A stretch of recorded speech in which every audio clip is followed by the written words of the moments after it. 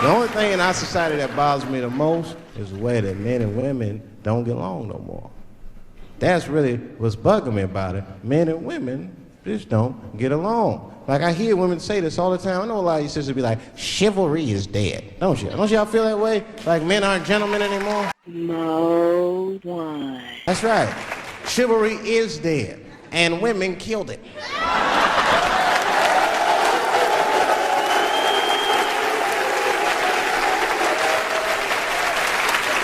Let me tell you something. If a man could fuck a woman in a cardboard box, he wouldn't buy a house. But that's still not where chivalry got killed. Chivalry got killed by the feminist movement on the magazines that got women going crazy, because women got too much advice about men from other women. And they don't know what the fuck they're talking about.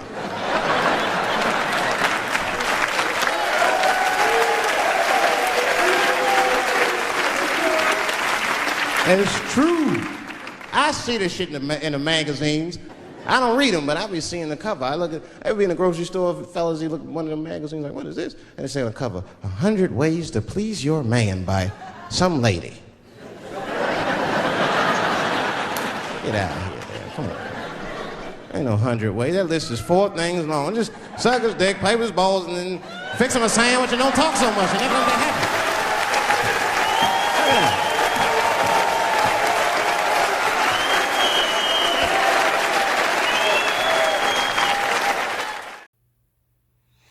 Well, I wasn't planning on doing 2 videos 2 days in a row. Most of the time, 90% of the time, I don't plan on ever doing 2 videos 2 days in a row. So, yeah, I'd say probably 90% of the time that I do 2 or more videos 2 days in a row, or 3 videos 3 days in a row, is usually unplanned. Excuse me. Oh, the reason you notice I'm not holding up Vitamin Water Zero today, I'm holding up a green tea latte from Starbucks. It's 12 degrees outside. Winter is officially here in the Chicagoland area. Yeah, it's 12 degrees outside. It's cold in a motherfucker. Excuse me.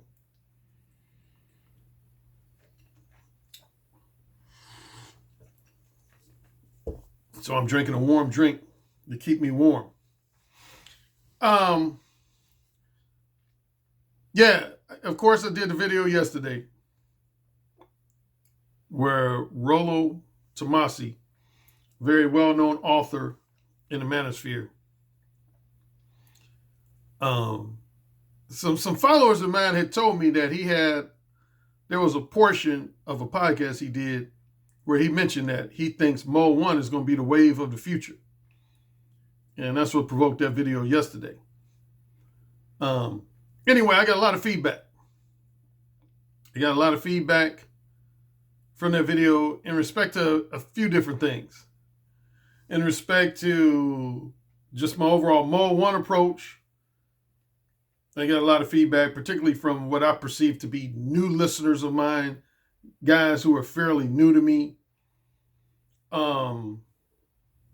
Feedback in respect to Rollo's commentary about where we are in society and where we're headed.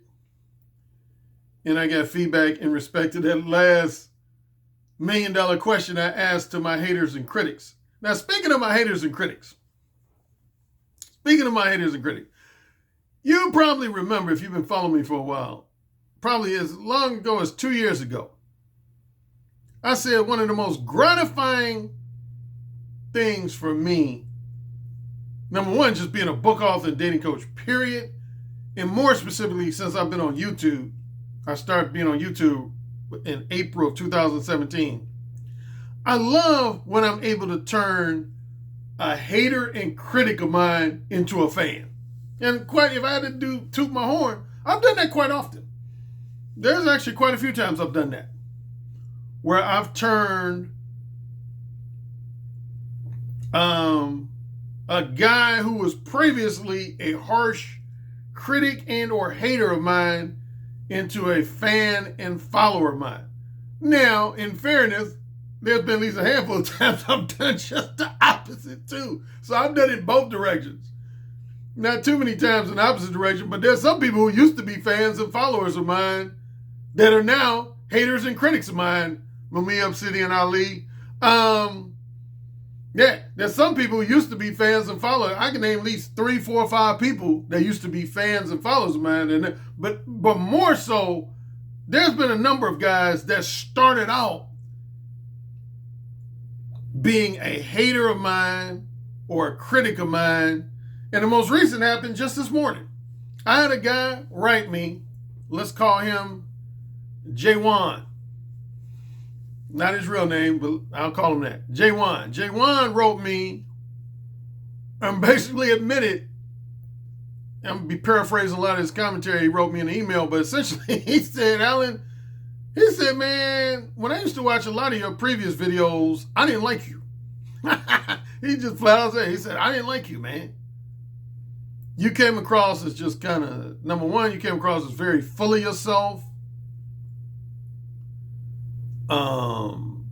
He said, you always seem to be in your feelings. You know, I hear that a lot on YouTube when people talk about people being in their feelings. He said, like, when you be yelling at getting all mad and yelling at your webcam or whatever, he said, sometimes you just seem like you are easily triggered, I think is what he said. He said, you came across as someone who was full of yourself. You came up with someone who was easily triggered. And his third criticism was, he said, to me, you pay too much attention to negative shit that's said about you. He said, I know you've said, I've heard you say, you just want to kind of fill up your content. So I guess you use it for content.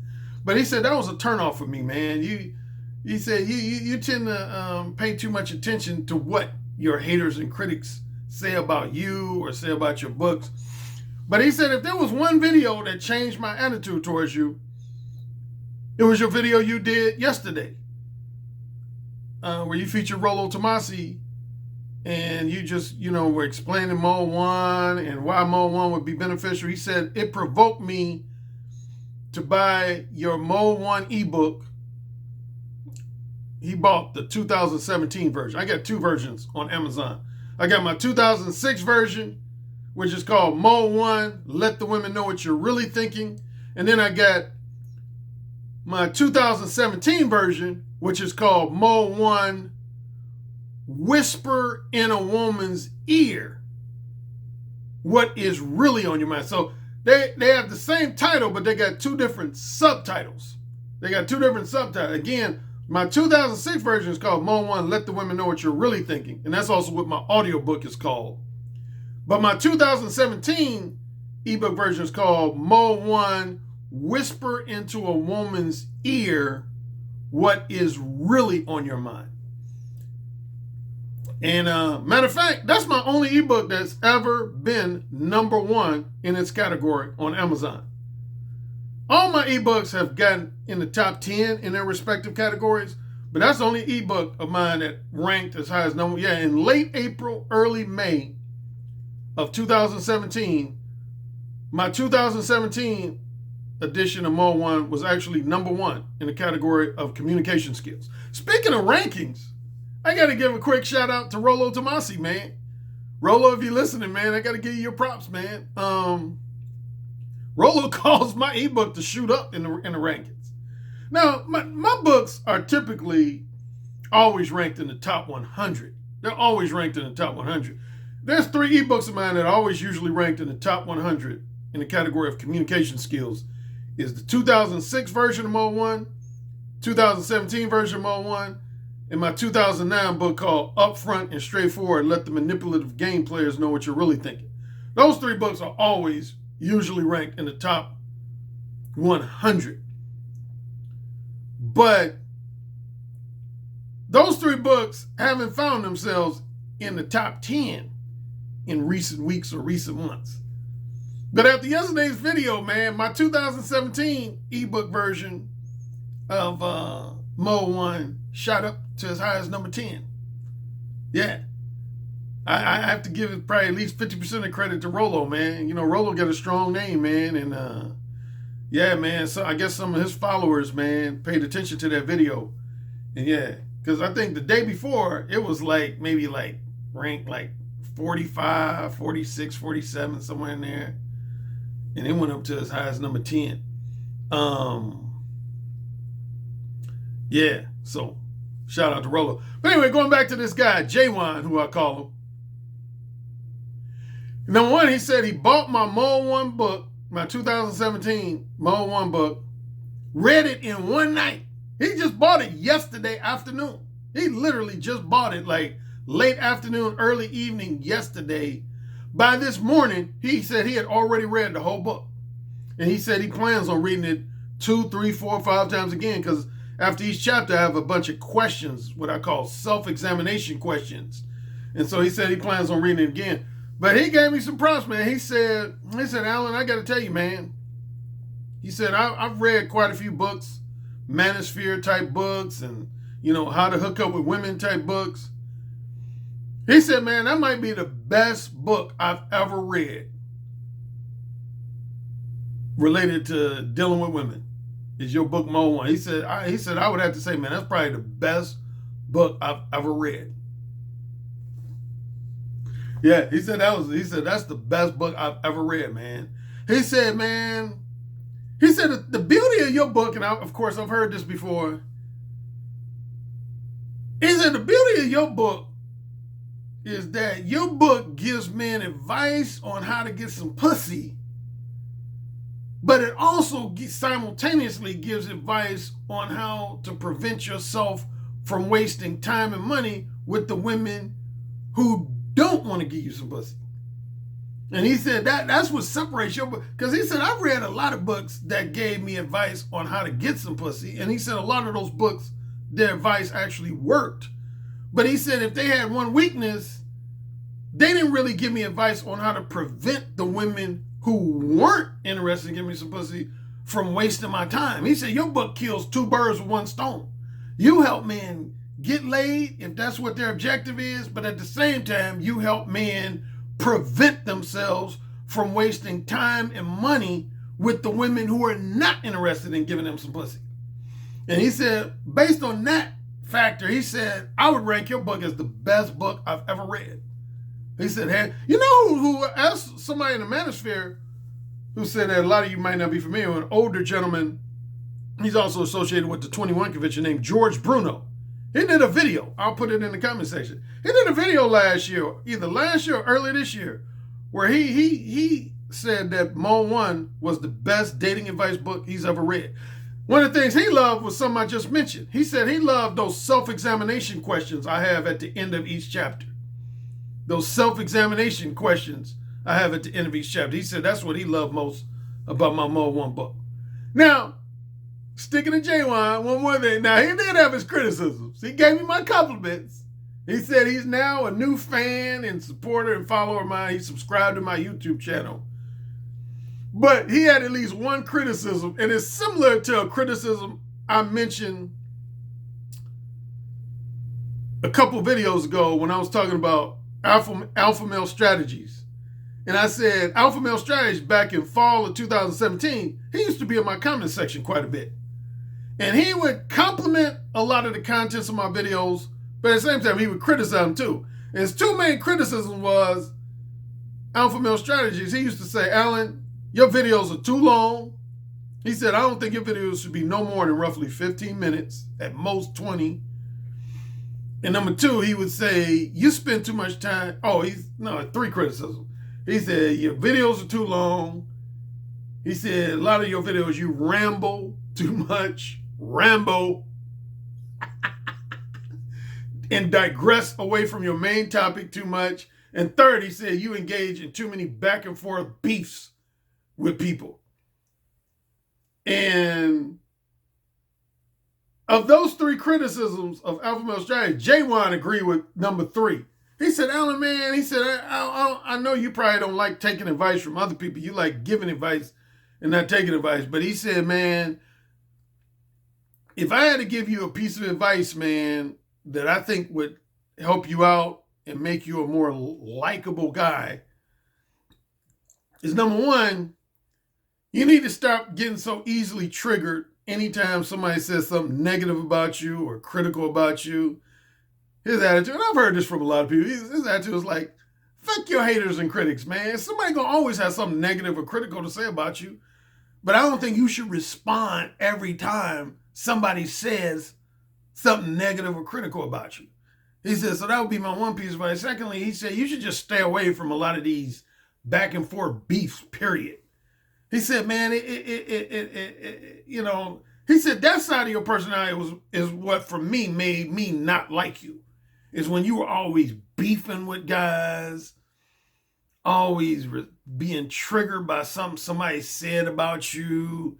He said, that's the aspect of your personality and your behavior on videos that made me not like you. But he said, if you did more videos like you did yesterday, Monday, he said, man, I think your subscribers would go up more.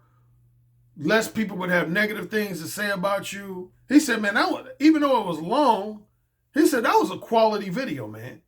He said, that was a quality video. He said it made me want to buy your book. He said, I listened to you at least 5, 6, 7 times before.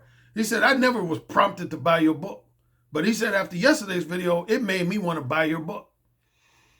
And so anyway, he said, take that for what it's worth.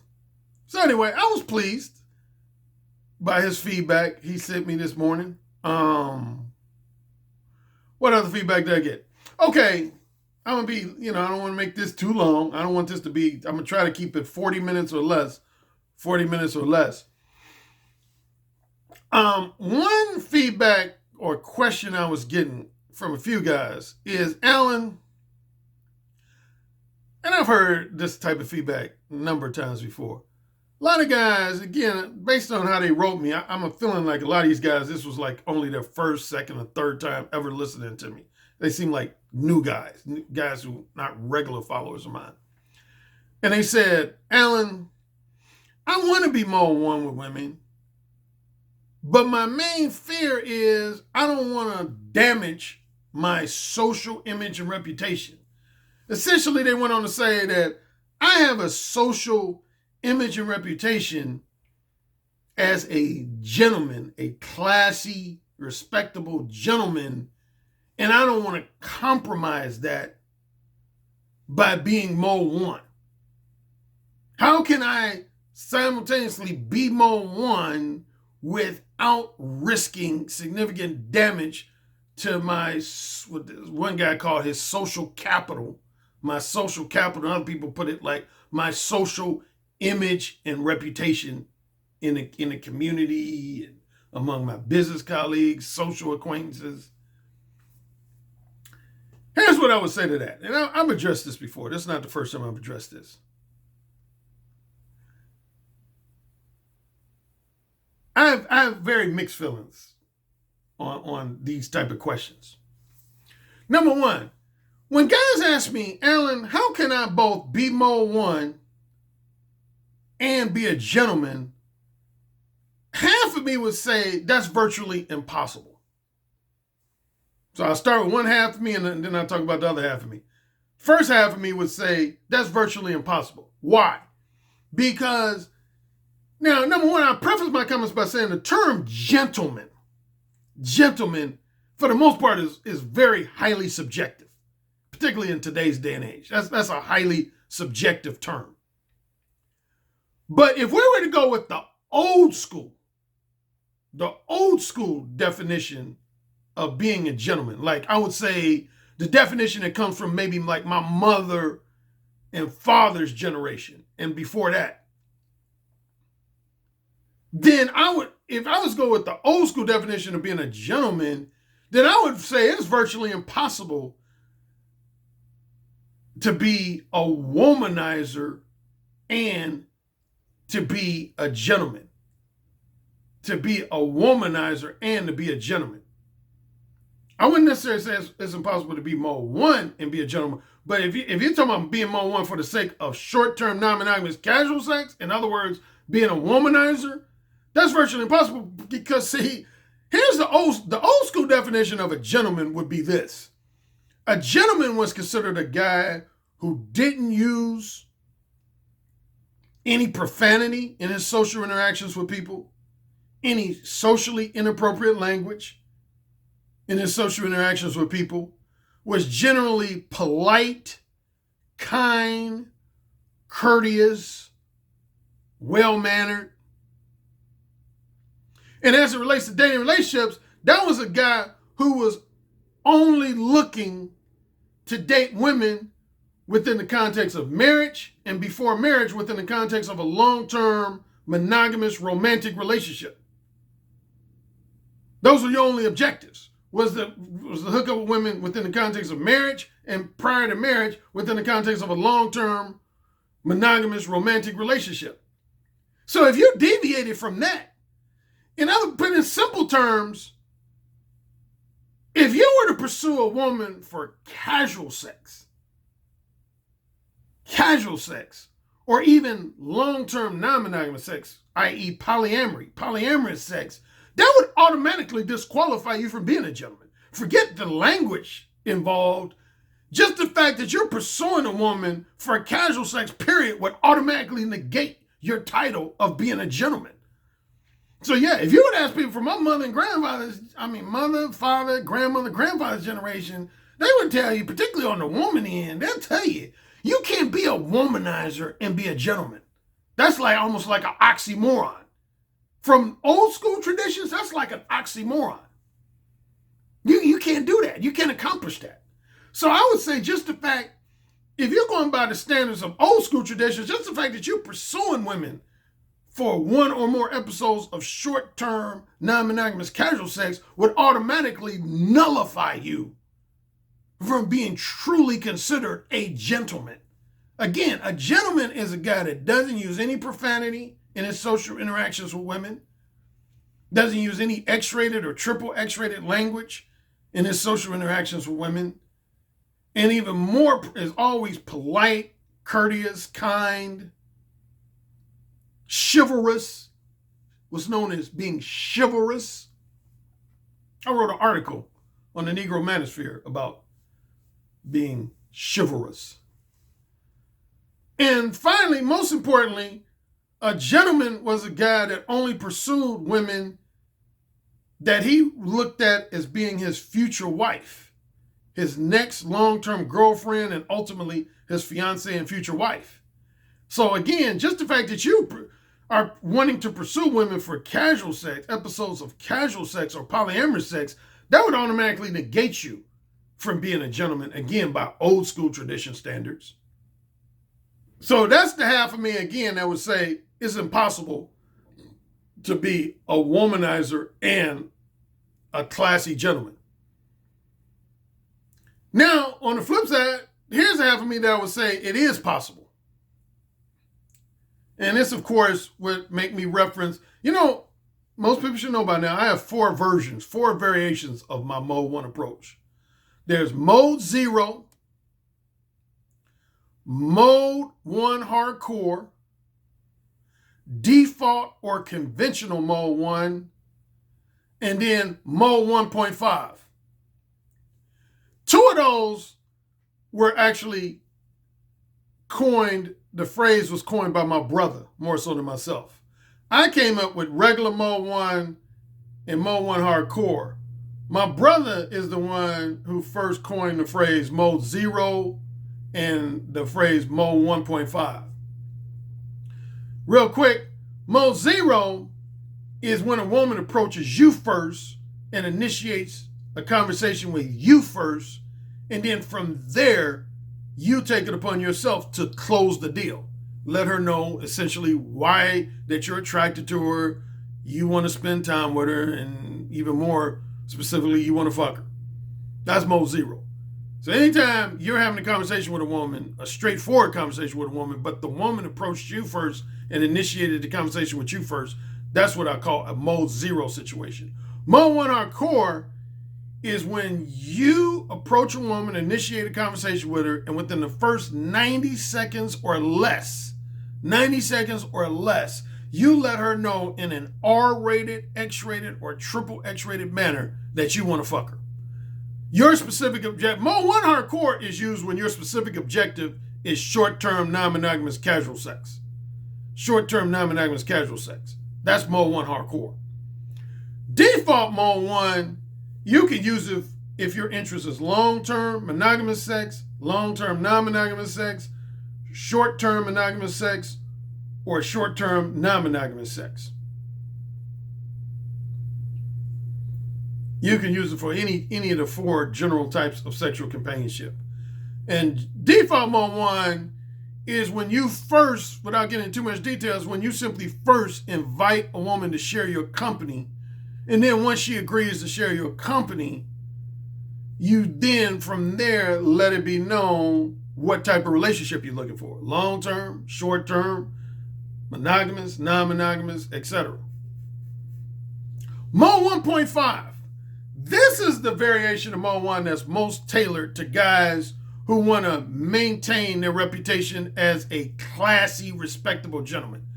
I would say if that's really important to you, the variation of Mode 1 you want to use is Mode 1.5. That's actually a variation of Mode 1 that my brother used to use before he got married. That's the main variation my brother used. Probably like 85 to 90% of the time that my brother used to be Mode 1 with women, he would use Mode 1.5. Mode 1.5 is very similar to default or conventional Mode 1, with the only difference being 2 things. With Mode 1.5, you don't use any profanity at all. You don't use any R-rated, X-rated, or triple X-rated language at all. And instead of letting women know what type of companionship you're looking for, you more so let women know what type of companionship you're not looking for. You're not, for example, let's say you met a woman named Lisa and your objective was short-term, non-monogamous casual sex. When you're Mode 1.5, you wouldn't go up to Lisa and say, hey, I want to have casual sex with you. What you would say is, hey, Lisa, I got to let you know up front, I'm not looking for anything long-term. I'm not looking for anything emotionally profound.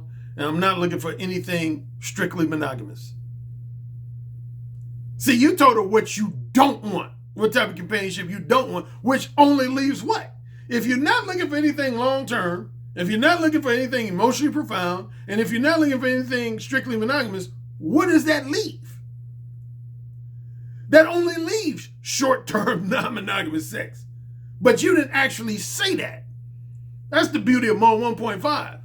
Again, yeah, so the 2 main components of Mode 1.5 is you don't use any profanity, you don't use any R-rated, X-rated, or triple X-rated language. And instead of telling women what type of companionship you're looking for, you more so let women know what type of companionship you're not looking for. What type of companionship you're not looking for. And again, that was the main way my brother used to be Mode 1. Now, my brother, he, like with his wife, his current wife, he was Mode 1 with her. He was Mode 1.5 with his current wife. Yeah. So that's probably the best way to both be a womanizer without necessarily putting your reputation as a classy gentleman at risk. But I will put an asterisk next to that and say this. Again, going back to the old school definition of gentleman, even if you don't use profanity or X-rated or triple X-rated language, I'm telling you right now, man, there's a lot of women in society that just by virtue of the fact that you're pursuing them for casual sex, period, is going to nullify you from being in the category of a true gentleman. I know a lot of women, even in today's modern society, that they don't think of any womanizer as a gentleman. When most women think of gentleman, they think of a guy who wants a long-term, emotionally profound, strictly monogamous, romantic relationship that's going to potentially lead to marriage. That's what most women think of when they think of the word gentleman. So just keep that in mind. Another thing I want to talk about, and some of this is kind of out of my wheelhouse. I don't really emphasize a lot of these things, but I I had made the comment in yesterday's video that I was talking about India and their caste system. And I said, who knows, America might find itself transitioning towards some variation of a caste system. And I got quite a few people who wrote me and said, essentially, they said, Alan, where you been? We already have a caste system in America. It might not be, backed with legal repercussions and legal consequences in the same way like a country like India. But for all practical purposes, we already live in a caste system.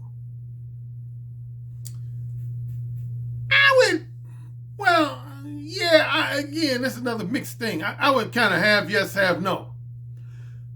The biggest reason I would say no, we don't, is for the very reason that a few guys pointed out, is that in America, there's no legal ramifications for you trying to pursue a woman that's out of your social class. There's no legal ramifications for it. And therefore, because there's no legal, you can never say we're truly officially in a caste system. Now, if you're talking about informally, yeah, in many ways, I would at least halfway agree with that.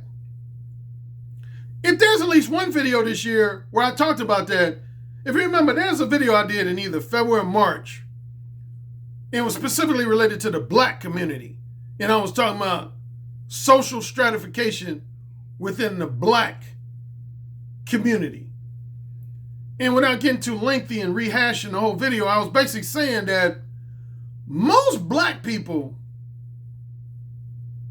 and particularly I would say black parents, most black parents who have, say, a daughter, let's say you got parents of a daughter, and they're from what's known as a bougie, as they call it in the black community, a bougie type family.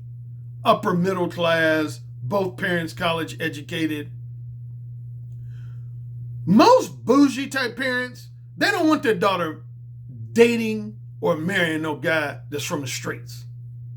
Most of them ain't gonna say that publicly, but trust me, I've interacted with those social circles. Most bougie type parents, they don't want their daughters fucking around with no street nigga types.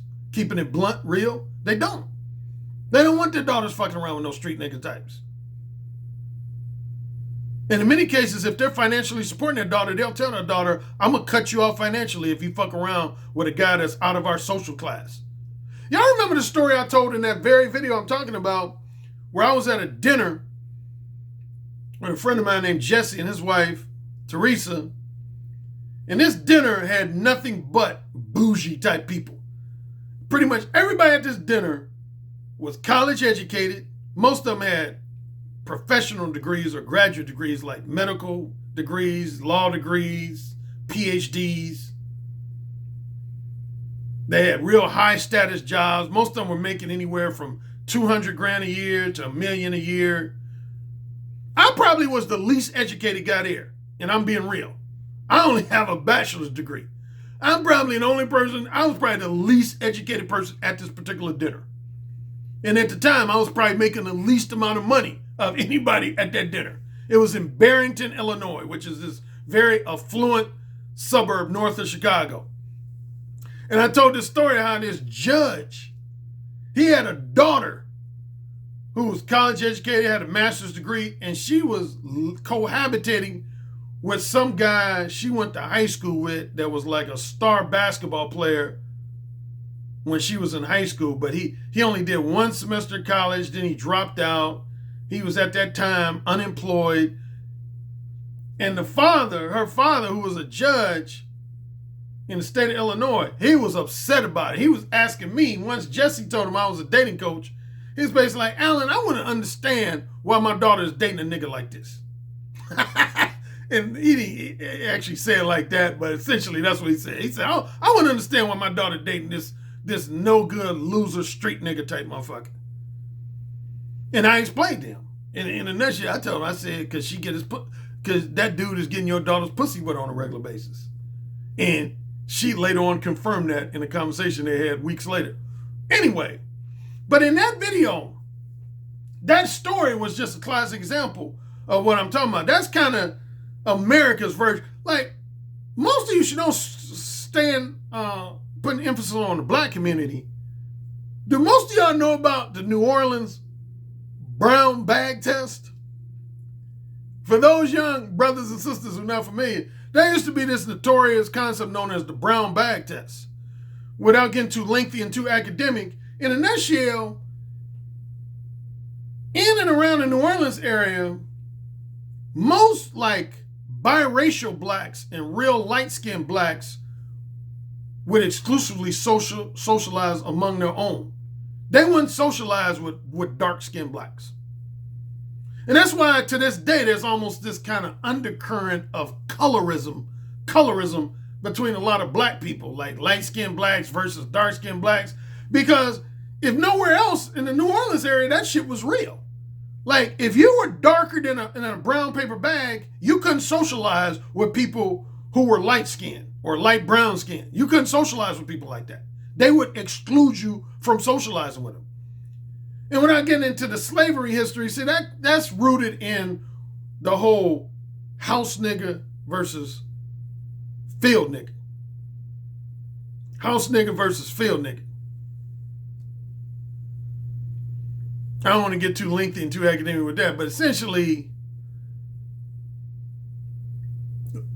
on a plantation, let's say you had a bunch of slaves, and let's say the Caucasian slave owner identified 3, 4, 5 female slaves that he wanted to have sex with, and just so happened he either intentionally or inadvertently got them pregnant, and they ended up having a biracial baby. Those biracial babies, whether they be a son or daughter, they would end up becoming what was commonly known as house niggas. They would get to stay in the house.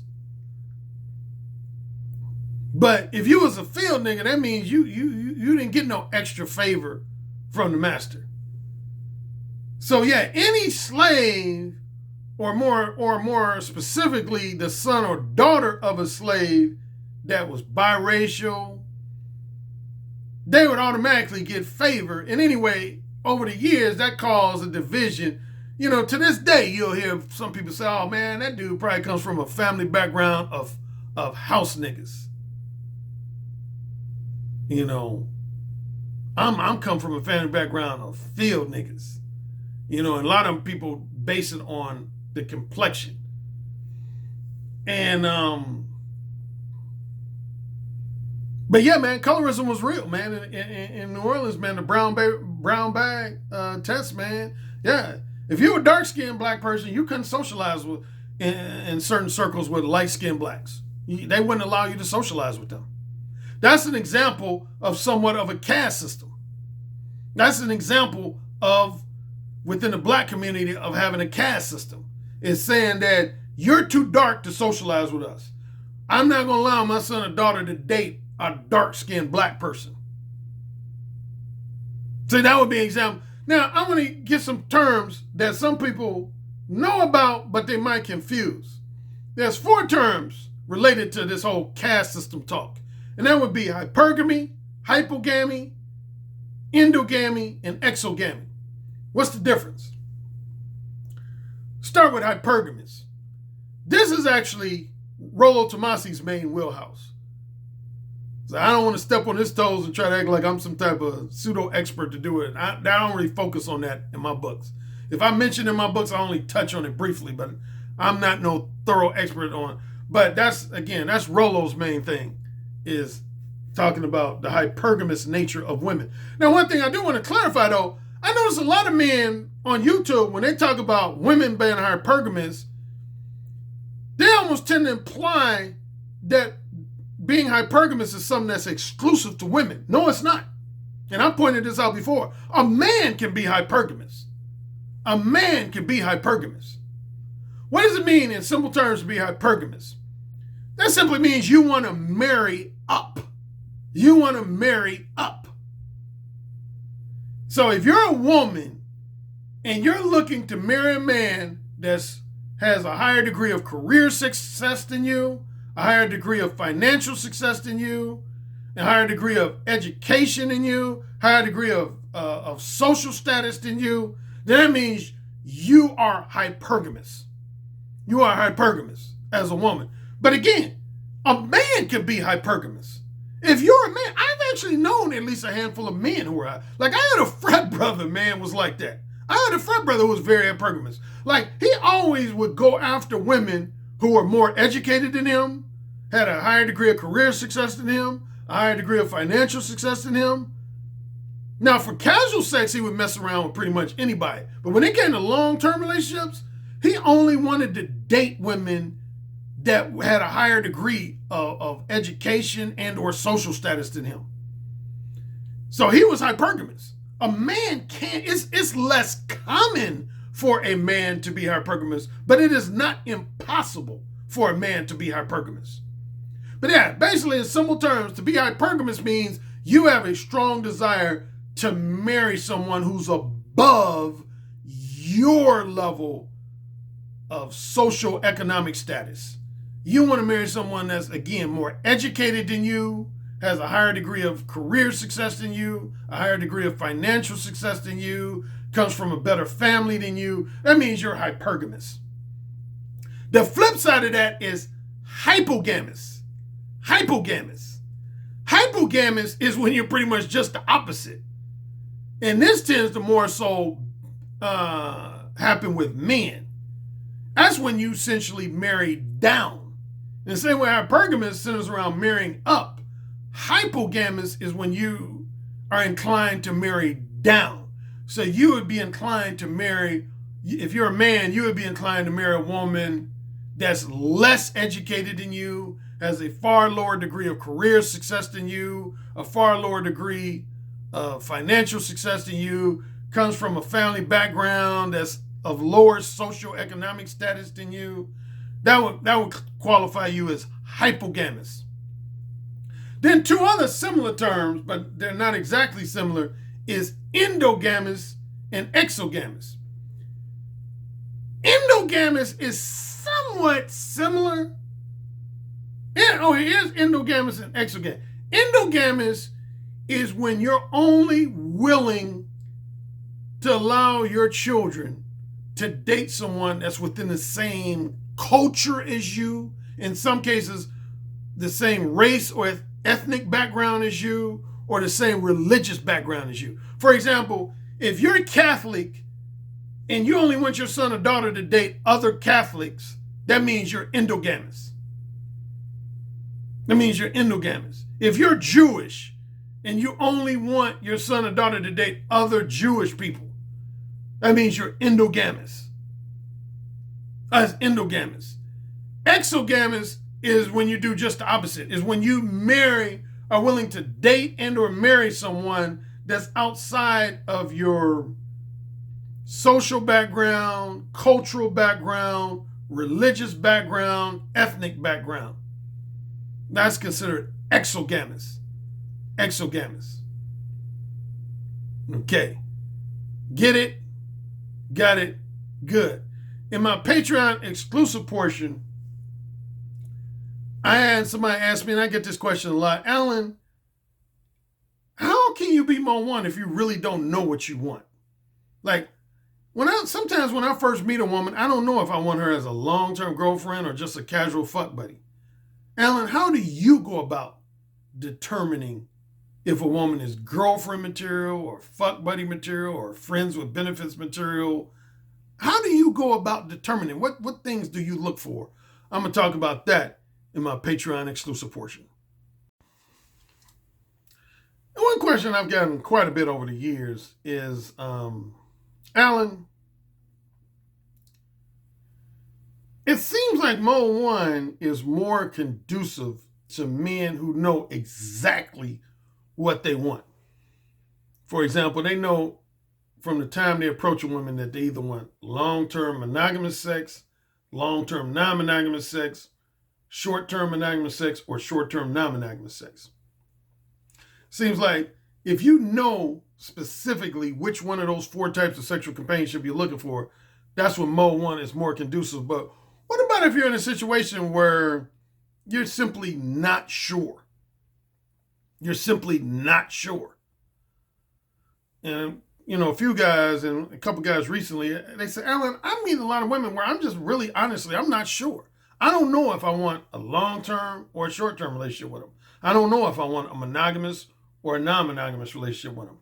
Particularly, I definitely don't know by the end of my first conversation. I might know by the end of my 10th or 15th conversation, but I don't know by the end of my first conversation what I want. So in that situation, should I just avoid being mode one? Well, I'll say this. If there's one thing here's what I always say. Here's what I always have said when I'm posed with this question. A man always knows what he wants right now. A man always knows what he wants right now. So today, it's right now, as I'm recording this, it is Tuesday, November 12th, and it's approximately 12 noon Eastern. It's approximately 12 noon Eastern. Any man right now knows what they want. And some men might try to challenge me on that, debate me on that, but I would disagree with you. I believe every man knows what they want right now. You may not know what you want from a woman tomorrow. You might not know what you want from a woman next week. You might not know what you want from a woman next month. But I can guarantee you that 99.9% chance you know what you want from a woman right now. Every woman I've ever met in my life, I knew what type of companionship I wanted from them at that moment. At that moment, I knew if I wanted long-term or short-term sex, or monogamous or non-monogamous sex. I knew. So that's number one. I think you always know at that moment what you want. But let's say in a 1% chance you don't. The first thing you should let a woman know is simply that you do want to be intimate with her. Don't try to pretend you want to be platonic friends with a woman, or try to pretend like sex is just not that important. Always be upfront with women about the fact, if nothing else, about the fact that you ultimately want to be intimate with a woman. And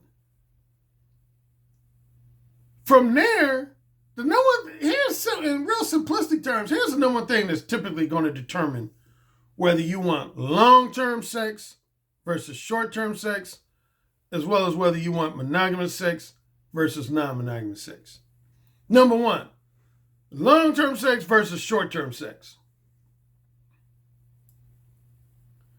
If you know from the time you meet a woman that she has the potential to be your next long-term girlfriend or your future wife, then obviously you're going to know you want long-term sex. You're going to know you want long-term sex. On the flip side, if you know you're just looking for a casual fuck buddy, then you're going to know that that's typically going to be, you're going to be looking for short-term sex. Now, some guys have said to me, well, Alan, sometimes I don't know, at least in my first conversation with a woman, if I want her to be a long-term girlfriend or a fuck buddy. I guess I'm a little different in that area. I've always known.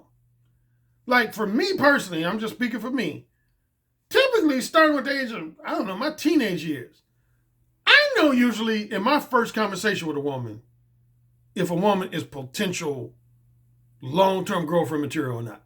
I know that usually in my very first conversation with a woman. Now, but a lot of guys have said that they don't know. That they don't know. That they met women that they just didn't know. And so in that case, that's where conversation is going to have to come into play. You're going to have to converse with them and find out things. First, this relates to a Patreon exclusive video I did about journaling, things you enter into your journal. You need to write down what are the specific attributes and characteristics and behavioral traits you want in each one. That's the first thing you need to do. Take out your Mode 1 journal and describe 4 different companions. I want you to describe 4 different companions. What are the most important attributes, characteristics and behavioral traits that you're looking for in a long-term monogamous sex partner. A long-term monogamous female sex partner. Write down everything you want. Ideally. And what are your deal breakers? Also add in, what are your deal breakers? That would totally disqualify a woman from functioning in that category for you. What are your deal breakers? Secondly, write down all the attributes, characteristics, and behavioral traits that will qualify a woman to become your long-term non-monogamous sex partner. What's also known as a polyamorous sex partner. A polyamorous sex partner. Write down all the things that are important for you in that category, and then also write down your deal breakers. Write down your deal breakers. Third, all the attributes, characteristics, and behavioral traits that will qualify for a woman for being a short-term monogamous sex partner. A short-term monogamous female sex partner. Write down all the things that are important to you in that category and what are the deal breakers. And then finally, what characteristics are important to you for a casual sex lover? A short-term non-monogamous casual sex lover, and what are your deal breakers? And that will help you be able to better determine who fits into what category. See, like, again, I know all that stuff. Like, I know usually within my first, 5 to 10 minutes after meeting a woman, I typically know if a woman has the potential to be a long-term monogamous partner, long-term non-monogamous partner, short-term monogamous partner, or a short-term non-monogamous partner. The simple thing that helps me determine if somebody's going to be a monogamous or non-monogamous partner is simply, do I have promiscuous and or polyamorous tendencies? If you're a man and you know deep down that you have promiscuous and or polyamorous tendencies, then you don't need to be pursuing any woman for a monogamous relationship. Plain and simple. Plain and simple. If you know for a fact you have promiscuous and or polyamorous tendencies, then you don't need to be pursuing any woman for a monogamous relationship. Period. End of story. So that settles the monogamous versus non-monogamous aspect of choosing a partner. Is simply to ask yourself, am I a promiscuous type man? Am I a polyamorous type man? If the answer is yes to one of those two, if not both, you don't need to be pursuing a woman for a monogamous relationship. And for you to do so would be representative of you playing games with a woman. You would be playing games with a woman and toying with a woman's emotions. And you shouldn't be doing that shit. You know how I feel about that shit. I don't think any man who has promiscuous and or polyamorous tendencies should be pursuing any woman for either a long-term monogamous relationship or even a short-term monogamous relationship. Because you're going to end up cheating. It's inevitable you're going to end up cheating. Now, as far as long-term versus short-term, I would say one of the number one factors that's going to usually determine that is how much do you enjoy that woman's spending time with that woman non-sexually in addition to sexually? How much do you enjoy spending time with that woman non-sexually in addition to sexually? I would say generally speaking, there's exceptions, but generally speaking, the less you enjoy spending time with a woman non-sexually, the more likely that's going to be a short-term relationship. The less you enjoy spending time with a woman non-sexually, the more likely you're going to end up having a short-term relationship with that woman. And the more you enjoy spending time with that woman non-sexually, in addition to sexually, the more you're going to seek out a long-term relationship with that woman. Like my current girlfriend, I love spending time with her both sexually and non-sexually. That's one of the reasons why our relationship works, because I enjoy spending time with her on both fronts. But most of my fuck buddies I've had in my life, I only enjoy spending time with them sexually. Non-sexually, I didn't enjoy spending time with them. That's a lot of times, I'll be honest, a lot of times that won't happen. You won't be able to determine that from just one conversation. Whether or not you enjoy spending time with a woman non-sexually, that's something sometimes you won't be able to determine until you spend time with a woman 2 times, 3 times, 4 times, 5 times, 10 times, or more. So I will agree that a lot of times you won't be able to determine that by the end of your very first conversation.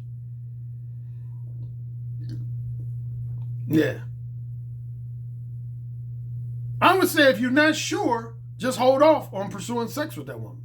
If you're not sure what you want, if you're genuinely not sure if you want a long-term partner versus a short-term partner, then hold off on having sex with that woman until you determine how much you enjoy that woman's non-sexual attention and companionship. Hold off on having sex with that woman. Hold off. Nah, just plain and simply, just hold off. Hold off on having sex. Don't be in any rush to have sex with that woman. Get it? Got it? Good. Talk to you guys soon.